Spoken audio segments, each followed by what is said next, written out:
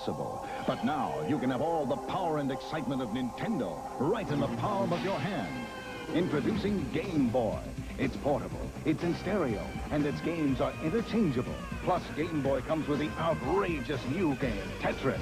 And for head-to-head competition, use the revolutionary video link and blow your opponent away. Game Boy, only from Nintendo. Now you're playing with power, portable power. The Nintendo Game Boy, released in Japan April 21st, 1989, released in North America on July 31st, 1989, and finally September 28th, 1990 in Europe. Nintendo's groundbreaking first handheld console. I stress the word console because I know full well that I'm going to get a bunch of comments about how they made the Game & Watch first. But anyway, the Game Boy had a monochromatic pea-soup 160 by 144 LCD display and ran off 4 AA batteries. It even had a port for a multiplayer cable that you could get up to 16 of your friends together and play an exciting game of Faceball, a Game Boy SPS maze game. But anyway, we aren't here to talk about the Game Boy. We're here to talk about its newer, smaller successor, the Game Boy Pocket. The Game Boy Pocket hit stores in 1996, 7 years after the release of its predecessor. Nintendo chose to make the Pocket for a few different reasons. The first reason was simply because people wanted a smaller unit, so that they could stick it in their pocket, I guess, like the name says. Secondly, the technology and components became less expensive and more readily available. And last, of course, creating more interest in their handheld system. Alright, well, this is my Game Boy Pocket. I picked it up, used of course, from the game store in town, High Tech Game Traders, for $14.99. It's black in color.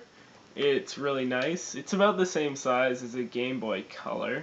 I actually really like the design on this, and it even has the battery pack, which is pretty uncommon considering most Game Boys you buy, the person has lost the battery pack. So let's get into some differences between the Game Boy Classic and the Game Boy Pocket. First off, there's the fact that you might be able to see this in the video. The link port is smaller than the one on the Game Boy Classic. So you can still link to play games with your friends if they have a Game Boy Classic, but you're going to have to find a special cable with an adapter on it.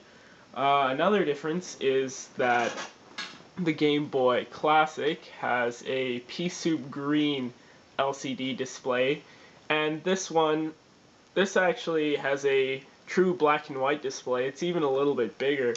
See if I can turn it on here. You might be able to see in the video what it looks like. It might actually be really fuzzy, and I'm sorry about that if it is, but this is baseball on the Game Boy Pocket right there.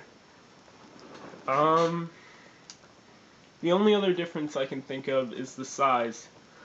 My thoughts on this game system are that it's a really nice little piece of equipment. The buttons are nice to push, the D-pad is really nice.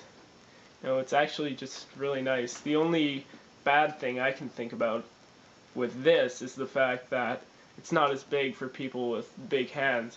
Of course, it is the Game Boy Pocket, and we want it to be more portable, but the fact that the original Game Boy was much bigger, it was also more comfortable on the hands. The last thing I'd like to mention about the Game Boy Pocket is it came in just a crap load of different colors. These pictures are showing the standard colors, but there are also a bunch of different special edition colors. The Game Boy Pocket came in just about any color you can imagine. But to explain the special editions, I'm going to show you this incredibly annoying commercial. Boom! You don't have one. It's mine. New Ice Blue Game Boy Pocket. It's a limited edition, so everybody can get one.